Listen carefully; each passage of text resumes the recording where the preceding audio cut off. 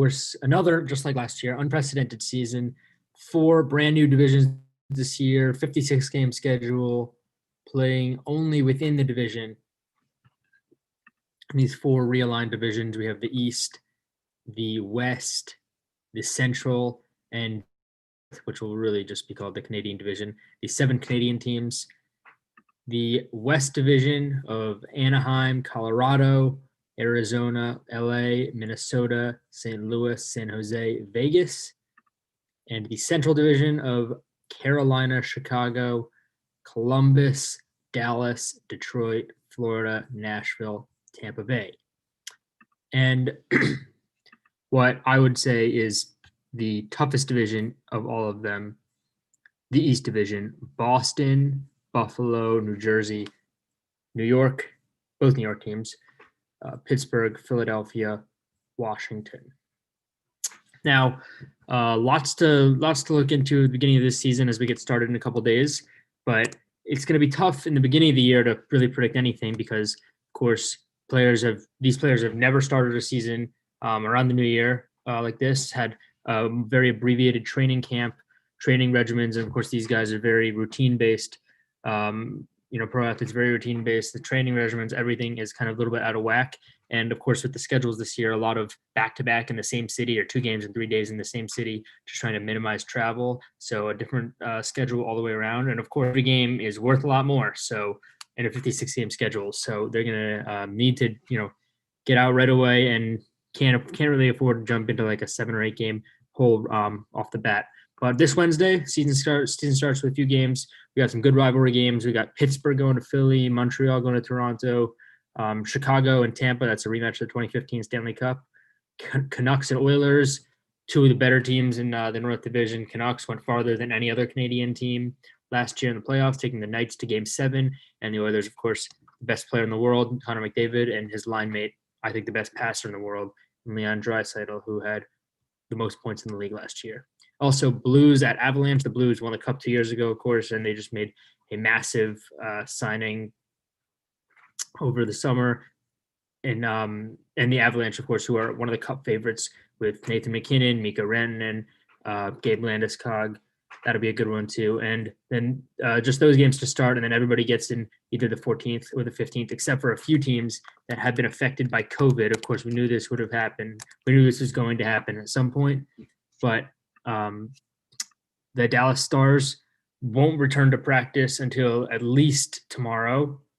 At all this week. They were supposed to tomorrow, but will not return to practice because of COVID. They won't start the season until at least 19th of January. The Vancouver Canucks as well. They also have had a little bit of an influx of COVID. Columbus they haven't practiced in 3 days. And Dallas, Columbus, Vancouver, and Tampa. So all these teams kind of a bit of scheduling issues, which is why hopefully the realignment in the schedule will help to make travel easier when they try to make up these games, because you really can't be missing too many games in a 56 game schedule. And already a few teams that aren't going to be starting the season on time. The Stars have had a bunch of players with COVID. They won't be starting their first game for at least 8 or 9 days at the earliest. But getting into a bit of a preview, Boston, let's say we'll start in the East Division with Boston. So last year, Boston actually won the President's Trophy and then ended up losing in the second round to Tampa Bay, of course, who ended up winning the Cup. But they have a lot of firepower returning. They had a few major losses. Torrey Krug, that big signing by St. Louis. Zdeno Chara, who, although he's very old and played in Boston for a while, he was a legend there, captain, kind of the one consistency and one of the very few players to still be on that team from the 2011 Cup team. He goes to Washington. Joachim Nordstrom, also another pretty big loss. He kind of gets lost a little bit in the fray with Chara and Krug, but Joachim Nordstrom, who goes to Calgary. So they had a few losses, but they're still going to be. They still retain top scorer in Pasternak, who had around 100 points last year, and Boston's always going to be a threat. They're always going to have a chance to win the division, to go to the Cup. They've gotten worse, I think, but even in this tough division, they're definitely at worst probably the second best odds or so to win the division. They get guys like Jake DeBrusk to step up, Charlie Coyle. Still have Tuukka Rask coming back, who kind of ended his season abruptly with some family issues, left the bubble early. Yaroslav Halak backing him up. He was going to play a lot. So the Bruins' best case scenario is certainly going back to the Cup, as they're always capable of doing. But they definitely have gotten worse since last year. Torrey Krug is a lockdown defenseman. He's a really tough loss. And even Charlie McAvoy, who's good. He's, a Massachusetts native stepping into that role. And Patrice Bergeron taking over the captaincy with Char leaving. Boston, probably worst case scenario, is maybe missing the playoffs. I really don't see that happening in any way. But worst case scenario would probably be like third or fourth in the East. But Boston always capable as usual. Buffalo next, we'll say Jack Eichel, who said over the summer how much he's sick and tired of losing. Of course, Buffalo hasn't been to the playoffs in 10 years. Last year started off really hot, ended up finishing sixth in their division at 30-31-8. Didn't really get close to the playoffs in the end. They, of course, had a huge signing, shocked the world, signed Taylor Hall to a one-year deal, one of the top free agents of the offseason. Everyone was expecting Taylor Hall to sign maybe a 4 or 5 year deal, which he didn't. He ended up signing for 1 year in Buffalo. So with Taylor Hall, they also have Eric Stahl coming back. Eric Stahl kind of floating around the league since leaving Carolina, jumping from Minnesota now to Buffalo. That'll be a good veteran presence for them. So they kind of had a bunch of additions with Taylor Hall, Eric Stahl, Cody Eakin from Vegas, Tobias Reeder, but they did lose Wayne Simmons, Marcus Johansson, a couple other guys. So it's really still revolving around Eichel and just Taylor Hall now coming in for at least this 1 year. Really, best case for them would probably just be to make the playoffs, just to get over this hump and actually make the playoffs for once, since they haven't in about a decade. It's going to be really tough in this division, especially with the realignment.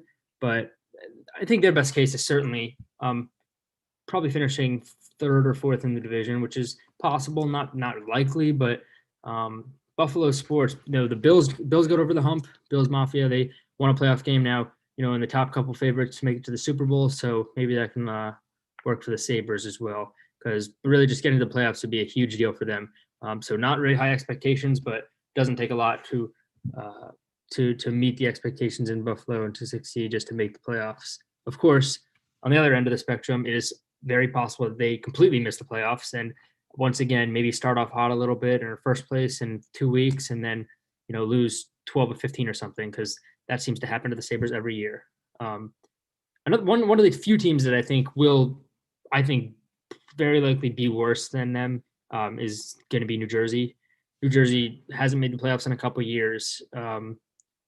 It's kind of crazy they made the Stanley Cup final in this past decade, but hasn't made the playoffs in a couple of years.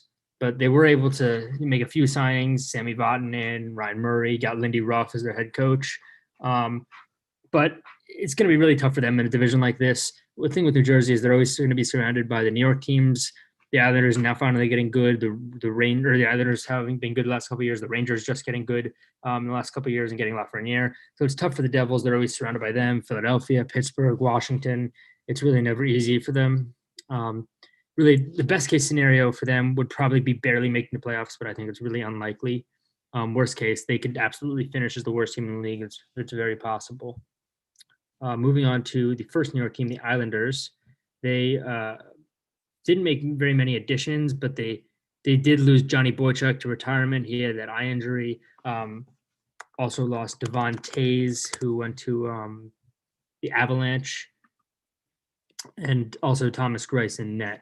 But Barry Trotz, one of the best coaches in the league, one of the best coaches the league has seen in the last 10, 15 years, has the Islanders still rolling. And best case for them would really mean they're Stanley Cup finalists. They're Stanley Cup contenders. So best case for them would definitely be to kind of keep rolling towards the conference finals. Hopefully they can get to the Cup. That would probably be their best case scenario. But a team like the Islanders, after 25 years of being terrible, just kind of continuing this new era of the Islanders being good. JG Peugeot, Anthony Beauvillier, Anders Lee, get these guys going, and they have a good shot to make another run just as they did last year. Unfortunately, they did lose Thomas Greiss. They had that good goalie tandem last year. That was still kind of rocky for them. but they had trouble scoring, but they had a good goaltending. And between the Devontae's loss and Thomas Greiss, worst case for the Islanders would probably be missing the playoffs, which is just possible in this division, as good as they are, even though they're probably a top 10 team in the league for sure. I think in this tough division, you can really never predict some of these other teams. Worst case for them, they could miss the playoffs. I don't see that happening now. Next would be the Rangers, who are a bit of a wild card, just because they have so many young guys who they haven't made the playoffs in a couple of years, but they made it last year in the bubble, but they swept immediately. They have so many young guys that it's kind of tough to tell how they're going to be. But of course, they have Lafreniere coming out of the draft. They have Artemi Panarin, who's a big signing, Capo Caco, Philip Cheadle, a bunch of these guys. It's kind of tough to predict, but the top there, they have Lafreniere is going to come in and make a difference right away. But Panarin, Mika Zibanejad, Kako, Pavel Buchnevich, Condre Miller, Adam Fox on defense. So the Rangers, it's really tough to tell. We're going to need to get a good look at them the first few weeks, but they should be a very fast team and be very capable of winning some games, if not inexperience kind of being their worst trait on the roster now. Lafreniere, though, it's kind of all going to come down to him, because it's really hard to predict rookies with that kind of high expectations, how they're going to go. But if he can, continue what he did in the QMJHL and with Rimouski and just start flying to start his career, that would be huge for them, and they can definitely make the playoffs. A couple losses for them, of course, though. Like Boston, they lost a few very long-term pieces. Lundqvist, of course, unfortunately not going to be playing this year, but losing Henrik Lundqvist for the first time in 15 years, he won't be wearing the Rangers uniform. Mark Stahl as well. Mark Stahl, leaving, trying to get that cup for the first time in his career in Detroit. So, Mark Stahl leaving, but for a much worse, more irrelevant team. Jesper Fast as well. But it's really going to come down to Lafreniere, Kako with these young guys. So the Rangers' best case would be to make the playoffs. I don't see them making any sort of a run in the playoffs, but that would be ideal for them if they could just make it. I have them barely missing the playoffs. Flyers need to make a big jump. Last year, they lost to the Islanders in the second round. Flyers, I think, will make it to the conference finals. That is I think the goal for them would be they're cup contenders. I would not consider them cup contenders. They would see themselves as that, just because they are capable of that. I think they would go to the conference finals. Pittsburgh, I think, is going to be the biggest drop. I think it's kind of the end of an era in Pittsburgh. They lost to Montreal in the qualifiers last year, didn't even really make the playoffs, and of course got swept the year before that. So Pittsburgh, I kind of think they're just getting old. They haven't really fixed much. Patrick Marleau, that's not a very good signing if you're trying to get younger. Jack Johnson Patrick Marleau lost him from last year. They're trying to get younger. Didn't really make too many new, better signings. Cody Ceci, Mike Matheson, kind of small pieces there. Pittsburgh, I don't think will make the playoffs. Another team that possibly could fall off a little bit. Washington, who lost Braden Holtby, Ilya Kovalchuk, but had a couple major signings in Chara. Of course, good leadership. Craig Anderson from Ottawa. That'd be a good stabilization in goal to help with Ilya Samsonov, their young starter. And of course, Peter Laviolette and Connor Sherry, a couple Stanley Cup winners. Laviolette be good new stabilizing head coach for them after Washington has been a bit rocky in the post-Barry Trotz era. But for them, best case scenario would probably be second or third in the division. Won the division last year, but it's a bunch of changes this year for them. And also the same with them with Ovechkin. It's got to see how he would be doing. Moving on to the Atlantic division, the Central division. Carolina, they certainly have Stanley Cup aspirations now. Lost in the first round of Boston last year, but made it to the conference final 2 years ago. So they had lost a couple of guys. Trevor Van Riemsdyk to Washington, lost Joel Edmondson, Sami Vatanen, only really signed Jesper Fast. So they have to kind of rely on guys like Aho, Sebastian Aho, Andrei Svechnikov, Jacob Slavin looked spectacular on the blue line last year. Best case for them would probably be conference finals. Worst case would be barely missing out on the playoffs if they can't put it together in this kind of short season. Carolina's a team that would probably work better in a normal length season than a short season. Chicago, another team that would probably be works better in this short season because they're a little older too. But Patrick Kane is still very good, but certainly past his prime. They lost Corey Crawford, who went to the Devils and then retired. Lost Brandon Saad, Oli Mata. Didn't make a lot of additions. I mean, nobody expected them to beat Edmonton last year, and they did. So that was big for them. But I don't see them making any sort of a run this year. I would predict them to fall off a little bit. Columbus has been in a great stretch. Really tough division, and they've still been able to make the playoffs the last couple of years. Of course, beating Toronto, continuing Toronto's streak of not winning a playoff series since 2004. Sorry, Leafs fans, but Columbus, I think best case for them would probably be to win a playoff round, and that'll be really tough for them this year. But I think they're definitely capable of that. And Max Domi and Mikko Koivu, both huge signings. Alex Wenberg is a tough loss, but I think Domi and Koivu, along with Mikhail Grigorenko, makes up for that a little bit. Dallas, 2 wins short of winning the Stanley Cup, so they were very close. They have a few tough losses. Corey Perry, Matthias Janmark, lost Tyler Seguin and Ben Bishop for the first couple months. So they have a bunch of losses. I don't see them going back to the Cup, but they should definitely be a playoff team. Red Wings, nothing really. They need to kind of gloss over them. Best case for them is like 5, probably out of the bottom 5 in the league. I mean, they just had an awful year, then lost the lottery. Really bad for them. Florida, another team that's just kind of been floating in mediocrity a little bit. Florida would just need to, I think, make the playoffs, so that would be their top goal, especially in this division. But they had some big signings. Anthony Duclair has been in about 5 teams in 4 years, but he could be huge for them depending on if he's able to kind of put it together. It's been a reason he's been on so many teams, but if he can keep it up in Florida, that could be kind of a difference maker for them. And Tampa would be, I mean, obviously won the Stanley Cup last year without their captain, amazingly. They didn't really make any additional signings. Lost Kevin Shattenkirk and Zach Bogosian. I think that their goal, I mean, they could repeat. It's definitely possible. I see them definitely competing for the conference final. Anything short of the conference final will probably be a failure for them. And so 2 divisions down. I do want to recap the World Juniors a little bit. Of course, Team USA upsetting Team Canada out of nowhere. One of, obviously not the most, but one of Team USA's most shocking victories in international hockey in their history, beating Canada 2-0 after Canada blew away competition throughout the rest of the tournament. And USA just shut down Canada. I mean, Canada hadn't been losing at any point in the entire tournament, and then USA shuts them out, which is really just shows how good Spencer Knight is. Panthers goalie prospects had both goalies in that game. 7th round pick Devon Levy, Devon Levy out of Montreal, and a rare, Canadian playing in college hockey on their World Junior teams, since they're usually recruiting from the CHL. But Devon Levy at Northeastern looked spectacular, best goalie in the tournament. He won the award for best goalie in the tournament. Spencer Knight absolutely shutting down this Canada team that seemed to be entirely made up of 1st and 2nd round picks. So both goalies looked spectacular and well deserving of their honors, and both Panthers prospects. So they really need to get out of that Sergei Bobrovsky deal as fast as possible. But really, the MVP of the tournament, very deservingly, Trevor Zegras, Ducks prospect, 9th overall pick out of BU from New York. And Zegras looks spectacular. He really just jumped onto the scene. For most hockey fans that hadn't have heard of him before, they have now. And the Ducks really needed it, and they have this help from Trevor Zegras.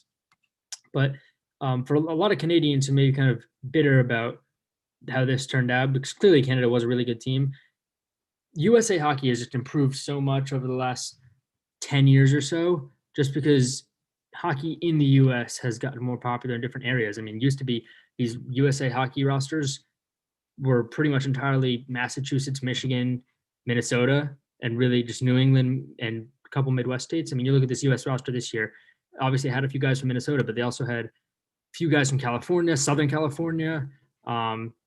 Jake Sanderson was a top 10 pick out of Montana.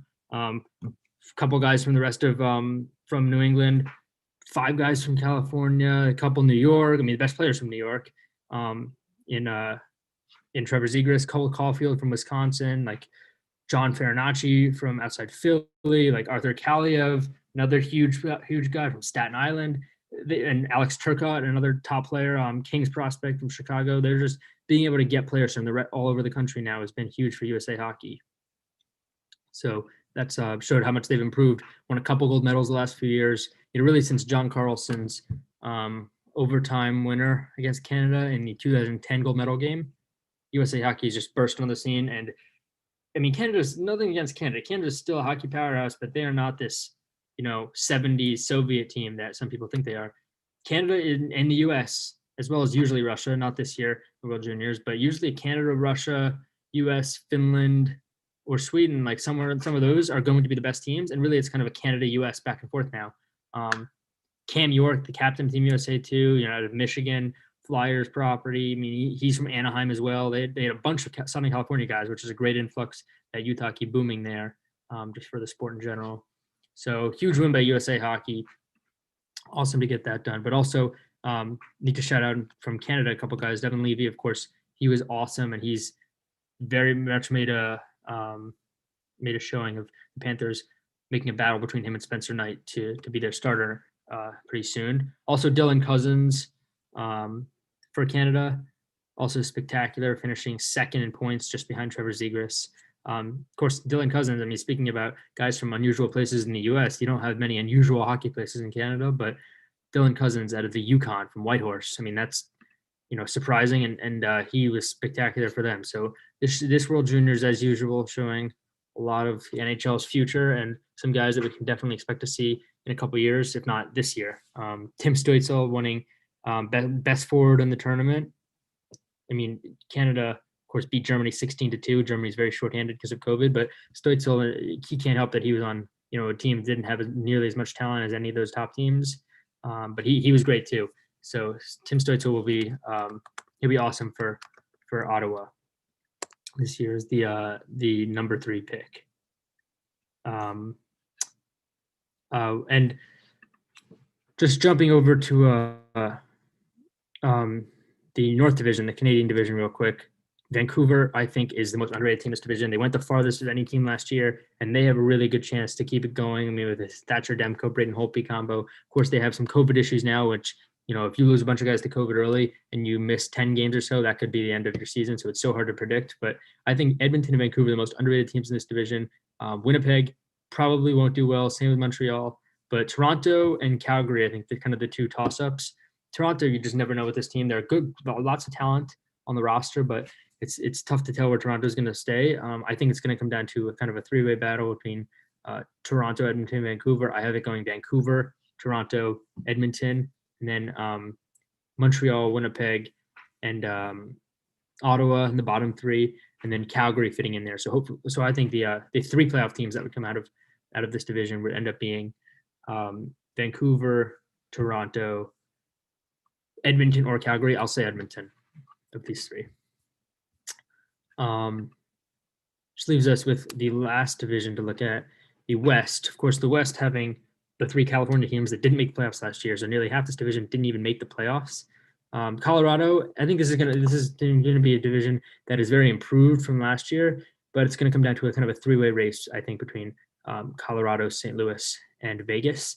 San Jose, Anaheim, and LA and Minnesota really just, they don't have the 4 of them are going to all be getting better, but they're kind of going to be stuck in the bottom battling with each other. And Arizona is like that Calgary that's kind of stuck in the middle. So playoff teams in this division probably would just be Colorado, Vegas, St. Louis. But that'll be a great division too. Kind of, it's like 3 bad teams, 3 good teams, and then kind of Arizona stuck in the middle there. So it'll be a good showing out of the West. But that'll do it for our playoff preview, World Junior recap. Season starting in 2 days. Again, a few games on Wednesday, some rivalry games, and some Stanley Cup final rematches from the last few years. So it should be very exciting. Looking forward to it. We'll see you next week to go over the first week of the season and preview the second week of the season here on NHL Lowdown. Until next Monday, 8 o'clock